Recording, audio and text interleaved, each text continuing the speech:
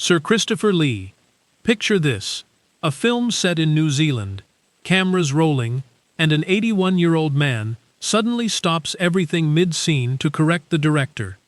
Not about lighting, not about blocking, about what it actually sounds like when a man takes a blade through the back. He wasn't guessing, he knew. And a few feet away, a 43-year-old actor stood completely still, soaking in every word, because this was exactly the kind of truth he'd spent his whole career chasing and had never quite managed to find in another human being. That older man was Christopher Lee.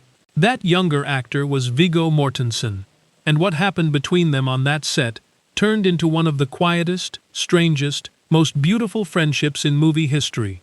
One Mortensen, now in his late 60s, has only recently started opening up about. So let's back up. Who even was Viggo Mortensen before he became the guy who could apparently do anything? He was born in 1958 in New York City, but honestly, calling him a New Yorker barely scratches the surface.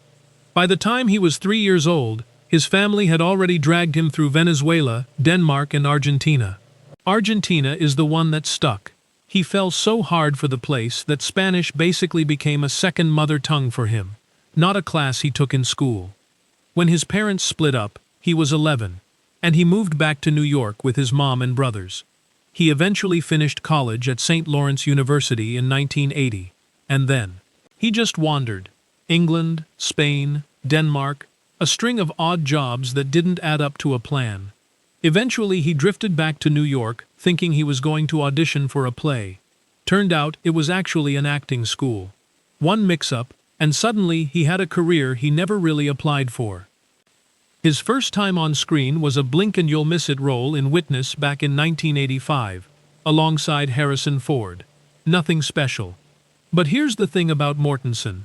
Even in the tiniest, most forgettable parts, he treated every single role like it deserved everything he had. In a low-budget horror flick called Prison in 1987, he shook so hard in one take that he actually snapped a chair. In the same film, he sprinted through freezing water wearing nothing but his underwear because faking the cold felt like cheating the audience. Nobody was watching that movie. He didn't care, that's just how he worked. Through the late 80s and all of the 90s, that same pattern kept repeating. Small roles, strange roles. Roles nobody would remember. He even played one of the cannibal family in Leatherface, Texas Chainsaw Massacre 3. Then, The Reflecting Skin in 1990 finally got critics to sit up. A horror story about a kid who's convinced his neighbor is a vampire. Then came The Indian Runner, Sean Penn's directorial debut, where Mortensen played a Vietnam vet, with a level of raw intensity that unsettled everyone who saw it. By 1993, he was working non-stop and making almost no money doing it. Boiling Point, Carlito's Way with Al Pacino, American Yakuza. He later admitted flat out that he took some of those jobs simply because he was broke. And still, critics kept asking the same question. Why isn't this guy famous yet? Crimson Tide in 1995 finally gave him a real spotlight, playing a submarine weapons officer across from Denzel Washington and Gene Hackman. Then in 1997, he played the Navy SEAL commander in Ridley Scott's G.I. Jane. And this is where his reputation for going overboard really started to solidify. He spent months interviewing actual Navy SEALs. He skipped the official boot camp the rest of the cast went through. That decision made his castmates genuinely dislike him on set, which, by the way, was exactly what he wanted, because his character was supposed to be resented. The movie itself didn't land well with critics, but once again, everyone remembered him. By 1999, Viggo Mortensen had built this massive, respected body of work, and almost nobody outside the industry knew his name. He was the actor other actors and directors admired, the guy critics kept flagging as underrated, but audiences just hadn't caught on yet. Think about that for a moment. Nearly 15 years of consistent, committed work, film after film, and he was still essentially anonymous to the general public. Most actors would have started chasing bigger, safer, more commercial roles by that point, just to finally get some traction. Mortensen didn't. He kept taking the strange parts, the demanding parts, the parts that ask something real of him, instead of just asking him to show up and look good. And then, almost overnight, that changed completely. Here's something a lot of people don't realize. Mortensen was never supposed to play Aragorn. The role originally belonged to a different actor entirely, an Irish performer named Stuart Townsend, fresh off some success in About Adam. Peter Jackson had spent weeks prepping him. But something was off from day one. Townsend didn't want to rehearse, didn't want to bother learning horseback riding or sword work. His answer to everything was some version of, "I'll figure it out on the day." Ian McKellen eventually pulled him aside and asked, point blank, whether he even wanted to be there. By the second day of actual shooting, Peter Jackson turned to his producer and said the words that ended it. "I don't think I can work with Stuart." Now the studio was in full panic mode. Jason Patric got floated and dropped. Not a big enough name.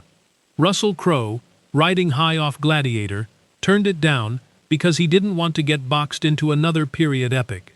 And that's how the role landed on Viggo Mortensen.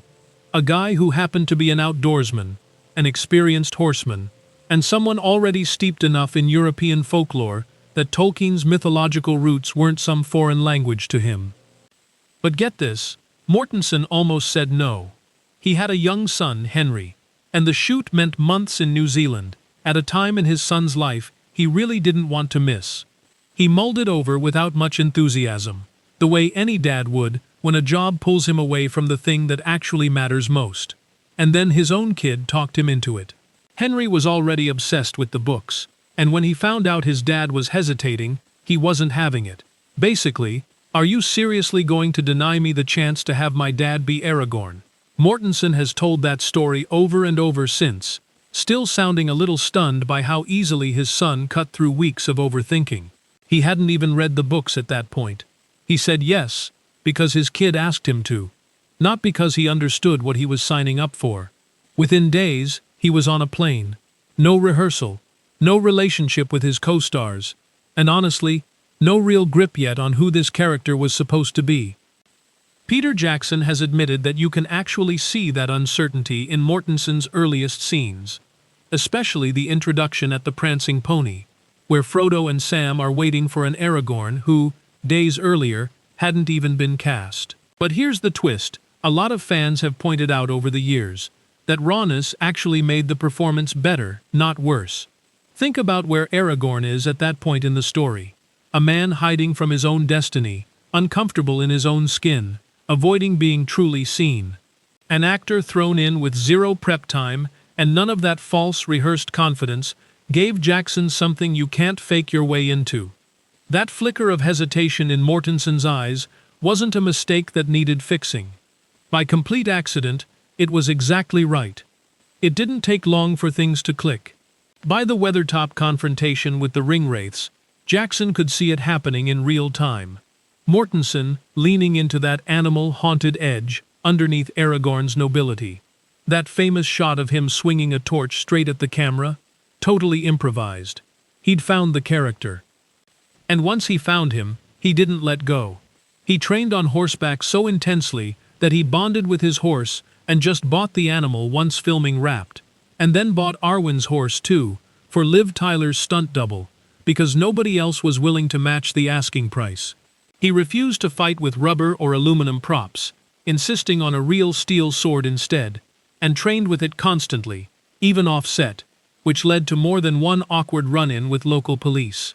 The film's fight choreographer straight up called him the best swordsman he'd ever trained. He broke 2 toes kicking a helmet during a scene, and that scream of real pain made it into the final cut. He cracked a tooth at Helm's Deep and went to the dentist still in full costume and fake blood rather than mess with continuity. At one point, Jackson spent half an hour talking to him, calling him Aragorn, the entire conversation, without even realizing he hadn't used his actual name once.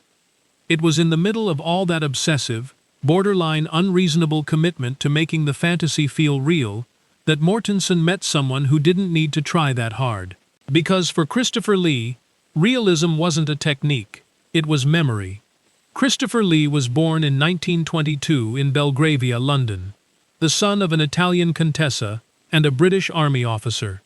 By the time he showed up on set to play Saruman, he'd already lived an entire life most of his younger co-stars knew almost nothing about.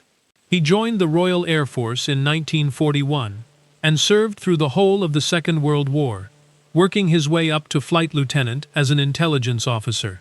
According to bits and pieces he'd share here and there, he was also connected to British Special Forces operations, dangerous enough that he'd simply trail off mid-sentence rather than say more. Producer Barry Osborne, who was actually present when Lee explained the death scene to Jackson, later said only that Lee had been part of British Secret Service, or OSS, or whatever they were called, an answer that made it clear nobody on the production fully knew the details, and that Lee liked it that way. The man spoke 7 languages. He'd actually met J.R.R. Tolkien in person, decades before any of this, making him the only person on that entire production who had ever spoken with the author himself. Every year, without fail, he reread The Lord of the Rings cover to cover, a private ritual he'd kept up for most of his adult life. He'd actually wanted to play Gandalf. He said so directly in later interviews. Of course I would have loved to play Gandalf. But by the time Jackson was casting, Lee was nearing 80, and the physical demands of Gandalf, the riding, the fighting, were more than his body could reliably handle anymore. Saruman asked less of him physically. So he took the role his body could still deliver, and then gave it absolutely everything he had left. These 2 men, an 81-year-old war veteran, fluent in 7 languages who'd personally known Tolkien, and a 43-year-old actor who wouldn't touch a fake sword because it felt dishonest, found each other in the gaps between takes. While everyone else on set was off playing cards, Mortensen and Lee would slip away to a corner and talk in German, Spanish, sometimes even Old Norse, languages neither of them had learned for the movie, but simply because they'd always wanted to know them. They weren't talking about Hollywood gossip. They were talking about the actual mythological traditions Tolkien had pulled from in the first place. And Lee found in Mortensen something he apparently rarely found in younger actors, someone who treated the material like an inheritance, not a paycheck. Lee noticed the sword thing too. When Mortensen turned down the lighter prop weapons in favor of constant training with a heavy steel blade forged by armorer Peter Lyon, Lee, a man who'd trained extensively in stage combat and had probably performed more on-screen sword fights than anyone alive, watched closely and told the cinematographer that Mortensen had a natural fighting instinct, the kind you rarely see in actors who learn it for a role instead of already carrying it in their bones. For Mortensen, that kind of comment from Christopher Lee wasn't a throwaway compliment. It landed more like a verdict, from literally the only person on that entire set qualified to hand one down. And then there was the death scene. The day Jackson tried to direct how Lee should scream, and Lee, calm and completely sure of himself, explained exactly why the direction was wrong.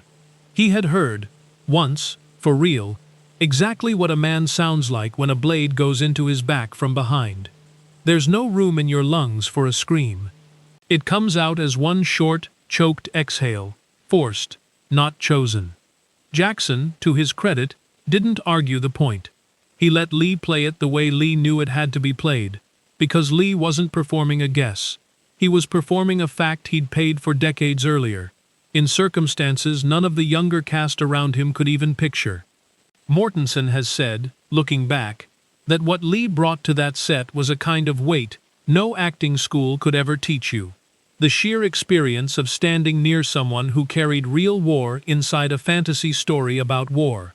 Someone who could tell instantly, instinctively, the difference between what was theater and what was real. For an actor who'd spent his entire career trying to manufacture that exact distinction through raw physical effort, watching Christopher Lee just already have it, not as a performance choice, but as lived history, was its own kind of education, one he couldn't have gotten anywhere else. Think about that for a second. Here's a man who, by every outward measure, had lived one of the most eventful lives of anyone on that entire production. He'd flown missions in a global war. He'd apparently done work in the shadows that he was legally, or maybe just personally, unwilling to explain. And instead of leaning on any of that to seem important, he mostly kept it to himself. letting people assume what they wanted. It was only in moments like the death scene, when the story actually needed what he knew, that any of it surfaced at all. That's a very different kind of confidence than the sort actors usually walk onto a set with. It's not built on ego, it's built on having actually been there. And there was warmth in it too, not just gravity. Despite decades of playing villains that made him a global face of on-screen menace, Dracula in 7 different Hammer horror films, Scaramanga in a Bond movie, and now Saruman himself, Christopher Lee actually had a deeply sensitive, artistic side. He sang. He'd recorded opera. In his 80s, he even released heavy metal albums, purely because the idea amused him. And Mortensen, who'd started his own small publishing house, Percival Press, specifically to fund art the mainstream industry wouldn't touch, poetry, photography, music that was never going to sell big, recognized a kindred spirit immediately. 2 men who'd built massive, wildly different public reputations, while quietly chasing creative work that actually reflected who they were underneath all of it. It's worth pointing out how rare that kind of connection actually is on a big-budget film set. You've got dozens of actors, most of them focused on their own scenes, their own trailers, their own schedules. Friendships happen, sure, but the deep ones, the kind where 2 people from wildly different generations sit in a corner, speaking a language neither of them needs for the job. Those are rare. Lee wasn't performing wisdom for the cameras, or for the junket interviews later. He was just being himself in the quiet hours between setups, and Mortensen happened to be paying close enough attention to notice what was actually being offered to him. Christopher Lee passed away on June 7, 2015, in a London hospital, just 10 days after turning 93. Peter Jackson later wrote that visiting Lee in London with his wife Git, 54 years of marriage by that point, had been one of the true pleasures of his own life.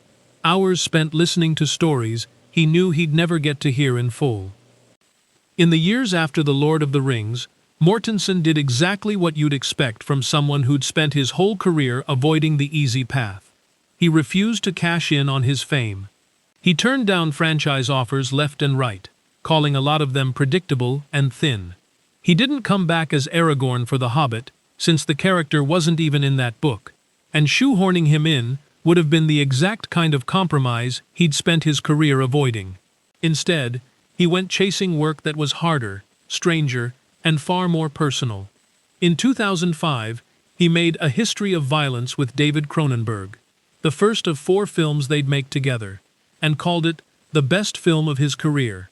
2 years later came Eastern Promises, where he played a Russian mob enforcer so convincingly that he traveled across Russia without a translator, studied prison tattoo culture in obsessive detail, and had Russian news playing on a loop in his hotel room just to soak up the accent.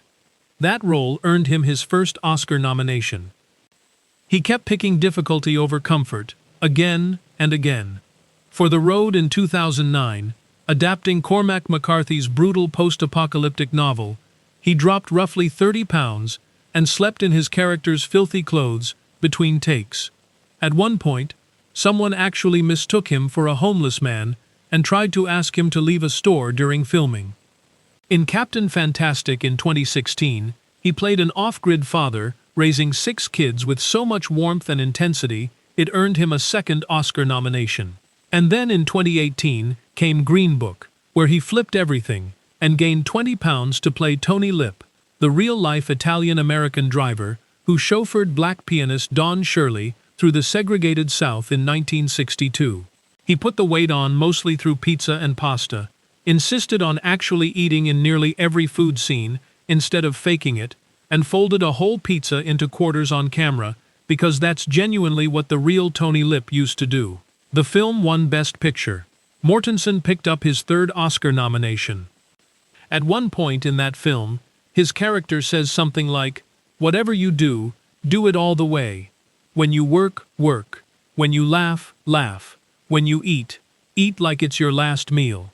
Honestly, it might as well be Mortensen's actual life motto, just handed to him through someone else's script. None of this happened by chance, and it definitely didn't happen because Mortensen needed anyone's approval. He had Aragorn. He could have spent the rest of his life coasting on variations of a beloved hero and never wanted for work again. Instead, he chose exactly the kind of relentless, specific, sometimes downright uncomfortable dedication that Christopher Lee had quietly modeled for him on a film set in New Zealand 2 decades earlier. The belief that the truth of a thing always matters more than the comfort of faking it. When Mortensen talks about Christopher Lee now, he doesn't talk about him like a colleague. He talks about him more like a living piece of history, a man who carried real war into a story about invented war, and used that knowledge to make the fiction hit harder and truer. Aragorn carries this almost unbearable reverence for the kings who came before him, men whose sacrifices shaped a world he inherited without fully understanding it, not until he lived it himself. Watching Mortensen's performance with all of this context, it's not hard to see where some of that reverence actually came from. He didn't have to imagine it. The king who came before him was standing 20 feet away between takes, speaking quietly in Old Norse, carrying memories he'd only ever share a piece at a time. Viggo Mortensen never let The Lord of the Rings become the high point of his career, the way it easily could have for almost anyone else.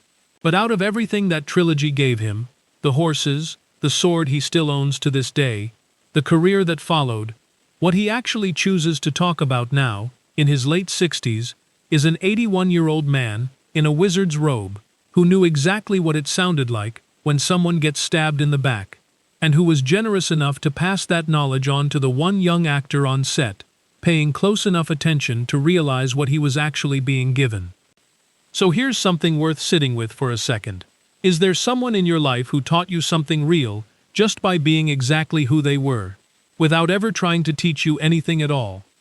Drop their name in the comments, tell us who they were, and if this kind of story is your thing, hit subscribe, because there's a lot more where this came from. See you in the next one.